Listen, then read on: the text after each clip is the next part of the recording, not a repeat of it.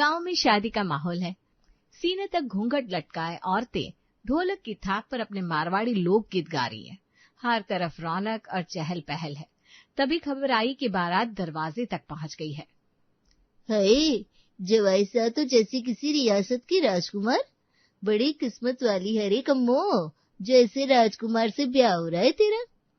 बड़ा कारोबार है उनका, तेरे बापू ने बताया। बहुत बड़ा घर है, सब अच्छे से संभालना, किसी को शिकायत का मौका ना देना छोरी। हमारे गांव की इज्जत लिए जा रही है। माँ बापू को याद करके आंखें काली ना करियो। अब वही तेरा घर और उस घर में ही तेरे माँ बापू, समझ गई ना। माँ ने सर पर चुनर उड़ाते हुए कम्मो को दुनियादारी समझाई। 14 बरस की कच्ची उम्र में ब्याह हो रहा था कम्मो का। मारवाड़ी सुंदरता के यूं भी दूर दूर तक चर्चे होते हैं। प्रचलित कहावतों से जरा भी अलग नहीं थी कम्मो। उसकी आंखें जैसे चंचल हिरनी, लंबे काले घने बाल ऐसे कि खुले बालों में वो किसी को भी मोह ले। रंग गोरा तो नहीं, किंतु उसके चेहरे की आभा ऐसी कि देखकर नजर ना हटे। विष्णु उससे उम्र में 4 साल बड़ा था। चौड़ा सीना, लंबे कद का मारवाड़ी युवक, चेहरे पर रौबीली मूछें, घुंघराले बाल और रंग दूध सा सफेद। ये कहानी उस समय की है जब कच्ची उम्र में पक्के रिश्ते जोड़ने की परंपरा थी राजस्थान में। छोरिया जैसे कुम्हार के सांचे में रखी मिट्टी, जिन्हें कच्ची उम्र में ही सासरे को सौंपकर माँ बाप अपनी जिम्मेदारियों से छूट जाते थे। छोरी का बस ब्याह हुआ तो मायके की देहरी छूटी समझो। कभी किसी के ब्याह आयोजन में शामिल होने का मौका मिलता या किसी की मौत की खबर पर ही मायके की दौड़ होती। मोटर गाड़ी की सुविधा आम आदमी की पहुंच से बहुत दूर थी, इसलिए दूर गांव ब्याही लड़कियां तो गम में भी शामिल होने ना आ पाती। न मायके से कोई संवाद, न किसी की कोई खबर। माँ बापू, छोटे भाई बहनों के चेहरे भी आंखों से धुंधलाने लगते। ऊपर से कच्ची उम्र में ब्याह। कुछ ऐसी ही कहानी है कम्मो की। जब दुल्हा बना विष्णु कम्मो के दरवाजे पहुंचा, गांव की औरतों ने घूंघट में ही उसकी सुंदरता के कसीदे पढ़ लिए। माँ की नसीहतों की पोटली थाम कर कम्मो ब्याह कर अपने ससुराल आ गई। जैसा माँ ने समझाया था, कम्मो ने कभी किसी को शिकायत का मौका न दिया था। समय बीतता जा रहा था। कब 14 बरस की कमसीन सी कम्मो 25 साल की सुघड़ गृहस्थिन बन गई, उसे खुद भी एहसास न हुआ। उसका रूप भी बढ़ती उम्र के साथ अब पूरे उठान पर था। पिता का खानदानी कारोबार था, जिसके लिए विष्णु को अक्सर शहर जाना पड़ता था। 2-4 दिन के लिए जब विष्णु शहर जाता तो वापसी में उसकी नाराजगी दूर करने को कभी लाल चूड़ियां, कभी कंगन तो कभी चुनर ले आता और माँ से छिपाकर उसे थमा देता। सास के कड़क रवैये को सहने का एक ही तो आधार था कम्मो के पास, वो था विष्णु का प्यार। इस बार आने में वक्त लगेगा कम्मो, अपना ख्याल रखना। और सुन, तू ना अम्मा की बातों को जी से मत लगाया कर, बस धीरज धर। पता है मने, मासा तूने खरी खोटी सुनावा है, लेकिन जिस बात पर तेरा जोर ना है उसके लिए क्यों जी जलाती है। राम जी ने चाहा तो हमारे घर भी गुंजेगी किलकारी। विष्णु ने खाना खाते हुए पंखा झलती कम्मो से कहा तो पति की बात सुनकर कम्मो की आंखों से आंसू की बूंदें टपक पड़ी। जैसे उसके जख्म पर हाथ रख दिया विष्णु ने। आप तो चले जाओ जी, सारे गांव की अम्मा की जली कटी मेरे हिस्से में ही आवे। 2-2 कोस से पानी भर कर लाऊं, सारा घर का काम करूं, चौका बर्तन गाय भैंस सबको देखूं, और इनाम में मिले हैं रोज के ताने। बस यही नसीब है मेरा, खोटा नसीब। अरे तू जी छोटा ना कर, इस बार तेरे लिए शहर से लहंगा चुनर लेकर आऊंगा। मेरी कम्मो पूरी राजकुमारी लगेगी उसमें। जाओ जी, आपसी बातों में कोई जीत सके हैं। विष्णु की ठिठोली समझते हुए कम्मो ने घूंघट को चेहरे पर खींचते हुए कहा। विष्णु ने शहर जाने के लिए टांगा बुलवा लिया था। पति को जाते देख कम्मो का दिल धक धक करने लगा था, लेकिन परंपरा की जंजीर में बंधी कम्मो न पति को गले से लगा सकी, न हाथ हिलाकर विदा कर सकी। इस बार विष्णु गया तो पूरे 2 महीने तक न लौटा। इधर कम्मो की तबीयत भी ठीक सी नहीं रहती थी, न काम में जी लगता न आराम में, बस बेचैनी सी रहती। क्या करूं, अम्मा को बता दूं क्या कि आजकल मेरी तबीयत सही नहीं है। नहीं, अम्मा को बताऊंगी तो कामचोर कहलाऊंगी। इससे तो अच्छा चुपचाप किसी तरह काम निपटा कर अपने कमरे में पड़ जाऊंगी। आजकल तो सखी सहेली से भी मिलने को जी नहीं करता। 2 महीने बाद विष्णु घर लौटा तो कम्मो पर नजर पड़ते ही विचलित सा हो उठा। क्या हाल बना रखा है कम्मो, कैसी पीली पड़ गई है, कोई बात है क्या? अम्मा कुछ बोली क्या तुझसे? क्यों अम्मा, ये रोटी न खाती आजकल, क्या हुआ इसे? इसका चेहरा देखा तूने?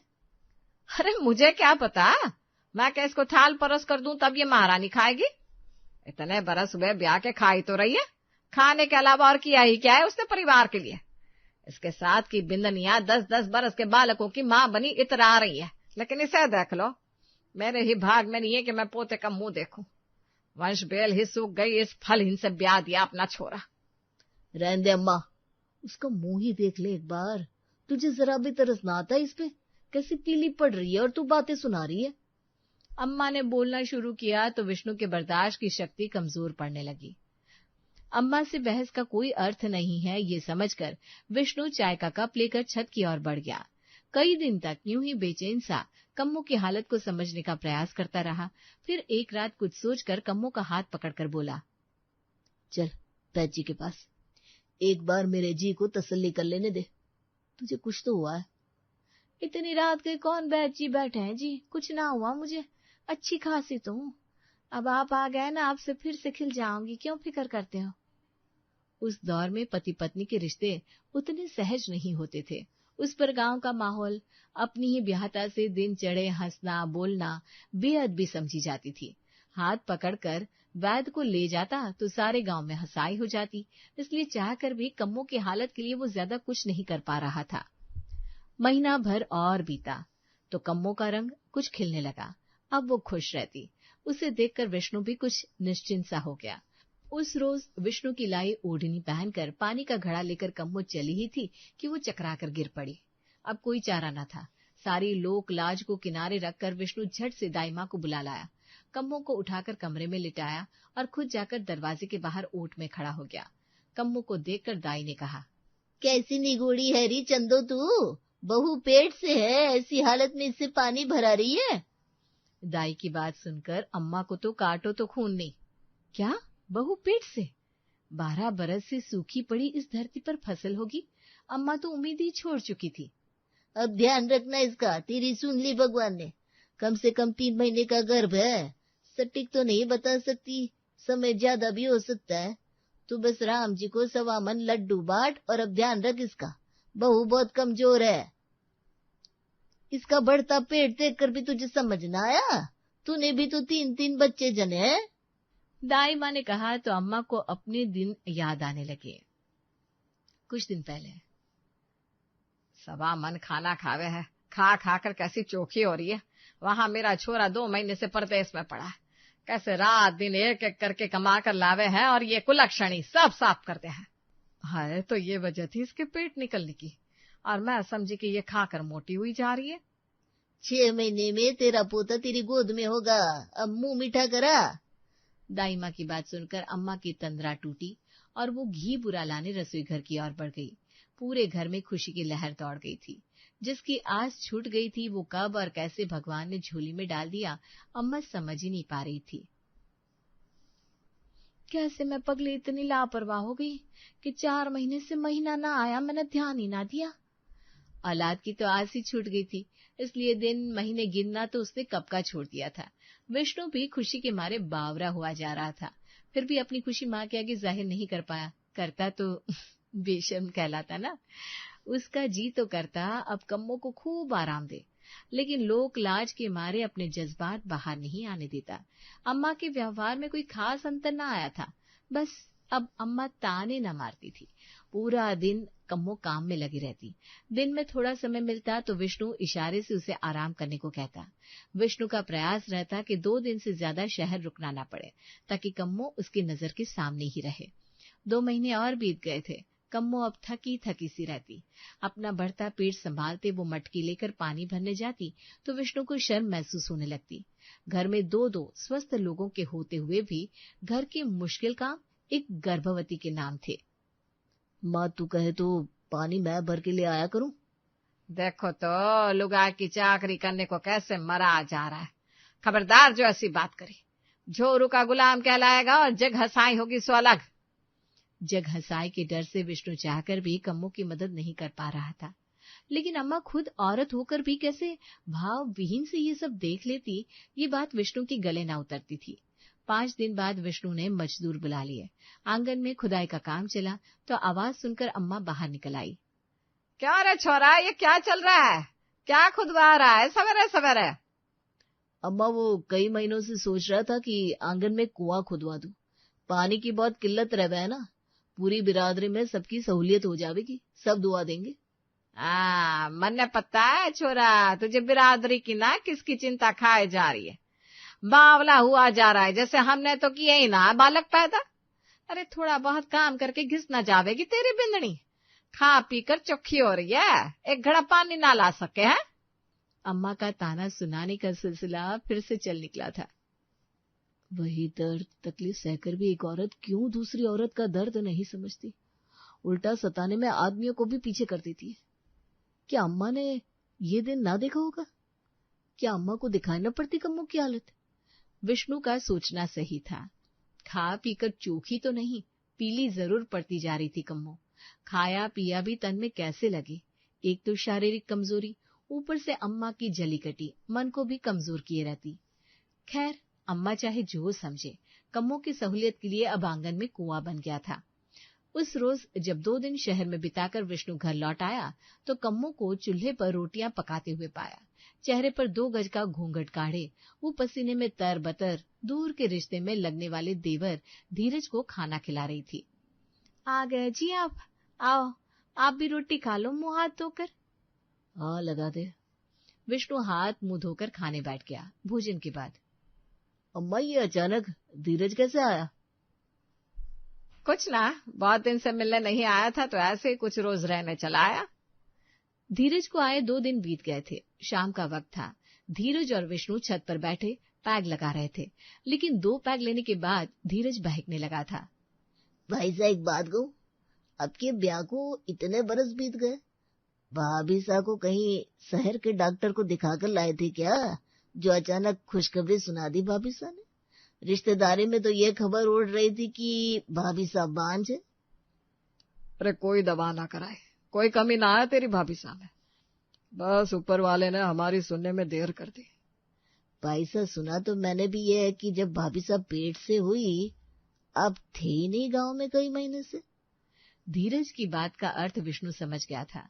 अपने कम्मों के चरित्र पर ऐसा कीचड़ उछलते देख उसका खून खौल उठा और उसने धीरज का गला दबोच लिया। तेरी हिम्मत कैसे हुई इतनी गंदी बात सोचने की?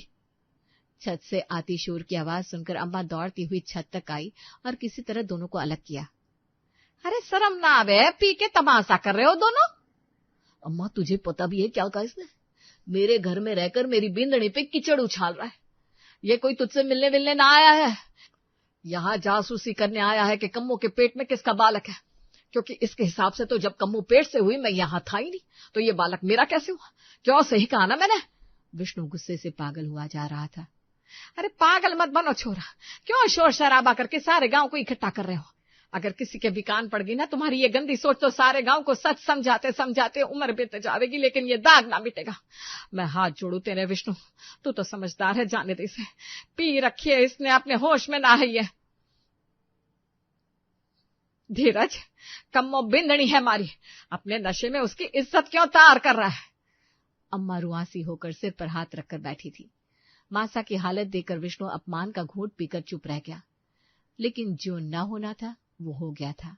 कम्मो ने अपने कमरे की खिड़की से पर्दा उठाकर सारा नजारा देख लिया था। धीरज की कही बातें उसके कलेजे में फांस बनकर धंस गई थी। किसी से कुछ कहने सुनने की हिम्मत तो न कर पाई थी, लेकिन मन के भीतर का जख्म नासूर बनकर उसके कलेजे में पलने लगा था। हर गुजरते दिन के बाद उसके प्रसव का समय निकट आ रहा था, लेकिन उसकी सेहत में कोई सुधार दिखाई न पड़ता था। कम्मो अब कुछ ही दिन बचे हैं प्रसव में, मैं जांच करने आई थी, तू तो कितने दिन से आई नहीं। कम्मो की जांच करने के बाद दाई माँ ने कम्मो को चाय बनाने को कहा और खुद मासा के पास बैठ गई। देख चंदो, तेरी बिंदनी की हालत कुछ ठीक ना लगे है, उसमें खून की कमी लग रही है। अगर यही हालत रही तो बालक का तो क्या ही बोलूं, बिंदनी की जान बचाना भारी पड़ जाएगा। अभी भी 1-1.5 महीना बाकी है, हो सके तो थोड़ी देखभाल कर इसकी, खिला पिला, 2 मीठी बात कर लिया कर, उसका सुख दुख पूछ लिया कर। क्या पता कोई चमत्कार हो जावे और इसकी हालत में सुधार आ जावे। और अगर तूने अब भी कुछ ना किया तो इस दाई से भी उम्मीद ना रखियो। दाई माँ तो चली गई, लेकिन अम्मा के लिए खतरे की घंटी बजा गई थी। हे भगवान, मेरा नसीब किस घड़ी में लिखा था। पोते का मुंह देखने का बखत आया तो ये क्या अपशगुन पीछे लग गया बहू के। अम्मा ने अब थोड़े काम बांट लिए थे। अम्मा की देह में अभी भी बहुत ताकत बाकी थी। उम्र ही क्या थी मासा की, मुश्किल से 44-45 साल। अगले दिन से पानी भरना और जानवरों का काम अम्मा ने अपने जिम्मे ले लिया था। कम्मों को खाने पीने को तो खैर अब भी कभी ना पूछा था। खुद पर लगे लांछन को भूलना तो कम्मों के लिए संभव ना था। फिर भी विष्णु के प्रेम और परवाह में जरा भी अंतर न आया, यही सोचकर कम्मो खुद को तसल्ली दे रही थी। रात का समय था। दिन छिपे दिया बाती करने के बाद मासा अपने कमरे में बैठी ठाकुर जी को भज रही थी। विष्णु मोमबत्ती की रोशनी में अपने कमरे में बैठा कागज पर कुछ हिसाब लगा रहा था। इधर कम्मो चूल्हा फूंक रही थी। रोटियों का बखत हो गया था, लेकिन नीचे बैठकर खाना बनाना आज उसके लिए बहुत कठिन हो रहा था। दिन छिपते ही रेत में ठंडक फैल गई थी, लेकिन आज कम्मो को चैन न पड़ रहा था। वो बार बार पसीने में लथपथ हुई जा रही थी। मन परेशान सा था और शरीर दर्द से अकड़ा जा रहा था। जब दर्द उसके बर्दाश्त से बाहर होने लगा तो उसने विष्णु को आवाज लगाई। सुनो जी, मेरी आंखों के आगे अंधेरा सा हो रहा है, अब बर्दाश्त ना हो रहा है। कम्मो की आवाज सुनकर विष्णु दौड़ा आया। कम्मो की हालत देख विष्णु के पैर जमने लगे। कम्मो जमीन पर बैठी दर्द से दोहरी हुई जा रही थी और उसके कपड़े भीग चुके थे। उसे देखकर विष्णु मासा मासा चिल्लाता अंदर की ओर भागा। कुछ ही देर में कम्मो अंदर के कमरे में खटिया पर पड़ी थी। उसके पास खड़ी अम्मा हाथ में माला लिए ठाकुर जी को याद कर रही थी। दाई माँ हैरान परेशान सी कम्मो को हौसला दे रही थी। हौसला रख बिंदनी, बस कुछ देर की बात है, हिम्मत रख। चंदो इसकी हालत खराब है, मने लागे है समय से पहले ही प्रसव पीड़ा हो गई है बिंदनी को। बच्चा भी कमजोर है, अभी अपनी तरफ से जोर नहीं लगा रहा, इसीलिए ज्यादा तकलीफ में है ये। पूरी रात इसी तरह बीत गई थी। कम्मो दर्द से निढाल सी पड़ी थी। उधर विष्णु रात भर से कमरे के बाहर चहलकदमी कर रहा था। बीच बीच में वो हाथों की उंगलियों को आपस में फंसा कर बैठ जाता और कम्मो का चेहरा बंद आंखों में देखने लगता। सुबह के 10 बज गए थे, लेकिन कम्मो की प्रसव पीड़ा खत्म होने का नाम नहीं ले रही थी। अब तो दाई माँ भी घबराई सी सर पर हाथ रखकर बैठ गई थी। कमरे से दाई माँ और अम्मा की बातचीत की आवाजें विष्णु का धैर्य का बांध हिला रही थी। बहुत खून बह गया है बिंदनी का, इसमें पहले ही खून ना था, ऊपर से पूरी रात बीत गई चंदो। अब तो सूरज भी चढ़ाया, लेकिन इसके कष्ट दूर होते ना दिख रहे। पता नहीं राम जी की क्या मर्जी है। भगवान दया करो इस बच्ची पर।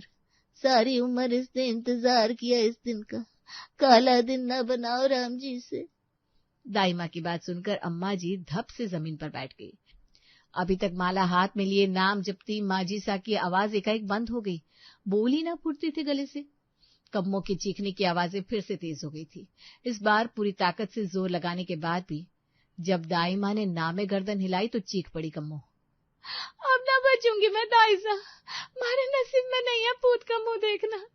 अब हिम्मत जवाब दे गई है, एक बार मेरे बिंद को दिखा दो, अंतिम बार अपने भरतार को देख लो, उसके आगे हाथ जोड़ लो, ये आखिरी इच्छा पूरी कर दो बस।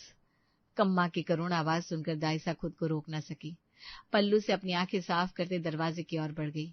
बाहर माथे पर चिंता की लकीरें खींचे सूखे होठ और उनिंदी आंखों के साथ विष्णु मानो कब से इस दरवाजे के खुलने के इंतजार में बैठा था।